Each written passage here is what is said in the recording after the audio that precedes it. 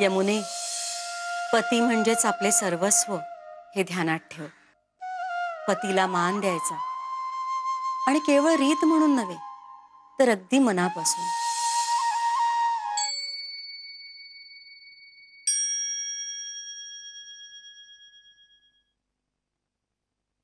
काल अगदी अचूक भाकीत केलेस. तुझ्याप्रमाणेच तुझ्या नवऱ्याला सुद्धा लवकर विवाह होण्यात काहीही स्वारस्य नाहीये. साहेब, अण्णासाहेब, आनंदाची बातमी आहे. गोविंदरावांनी माधवरावांचा होकार घेतला. काय अंतिम निर्णय झाला, तातडीने विवाह. काय सांगताय काय दादासाहेब? आज हळद आणि उद्या लग्न. गोविंदरावांचा निरोप आलाय. वाड्यावरून उष्टी हळद एवढ्यात येईलच. आपल्याला तयारीला लागलं पाहिजे. माधवा, आता हो म्हणालायस ना लग्नाला, मग आता मनापासून भाग घे हो साऱ्या विधींमध्ये. आपले दुःख आपल्या मनातच ठेवावे. असे समज की हे सारे तुझ्या होणाऱ्या बायकोसाठी अतिशय आनंदाचे आहे.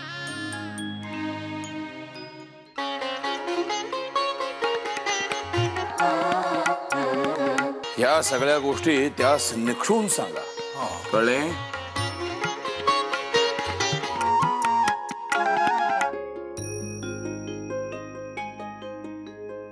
आता नीट आंघोळ घाला हो माधवास. आणि जने, हा, ती उष्टी हळद आहे ना, ती नवऱ्या मुलीकडे पाठवण्याची व्यवस्था कर. हो हो, करते हो माई. आई, यमू कुठेच सापडत नाहीये. अगं मीच जरा येते पाहून. हा, आलेच मी. माझी यमुना उद्या जायची हो सासरी. यमू, कुठं लपलीये सगळं तू? यमू इथेही नाही की काही? एखाद्याचे मन दुखावणे हे त्याच्याच्यानी कधीही होणार नाही. आणि त्याच्या या गुणामुळेच आमचा निश्चय तडीस केला. नाहीतर कठीण होते सगळे. निश्चितच त्याने एखाद्या विधवेशी. थोरले मालक, ते लोक पुन्हा आलेत. गेल्या खेपेस सांगितलेले कळले नाही वाटतं तुम्हास? तुम्ही जे सांगता ते अत्यंत सनातनी आणि अन्यायी आहे. असे कुठेही शास्त्रवचन नाही की. आता शास्त्रे आणि पुराणे तुमच्याकडून आम्ही शिकावयाची की काय? होय, तुम्ही हे लग्न त्यांच्यावर बळजबरीनं लादलं असलं पाहिजे. हो हो, बरोबर आहे.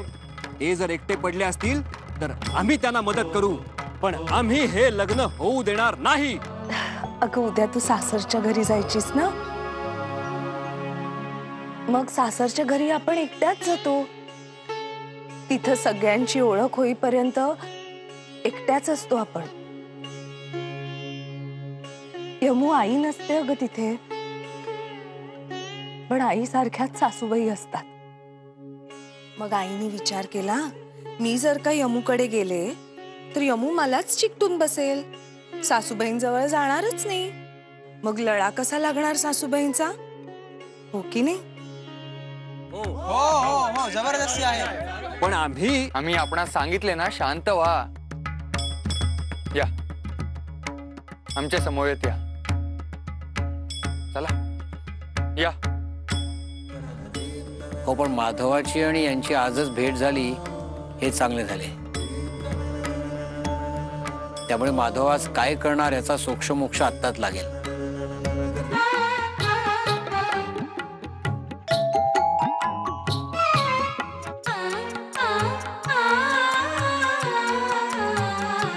झालं की छान कडकडीत पाण्याने आंघोळ कर आणि शांतपणे झोप. माधवा, अरे हात लाव घाण्याला. हिच्या आईला बोलवणे इतकी फुरसत राहिली नाही. काल संध्याकाळीच पक्के झाले आणि उद्या लग्न. माय दूर असली म्हणून काय झालं, मावशी आहे तिची. काळजी कशासाठी करायची? यमूचे सारे नेटके करीन हो मी. गुणी आहे आमची यमू. समजूतदार आहे पोर.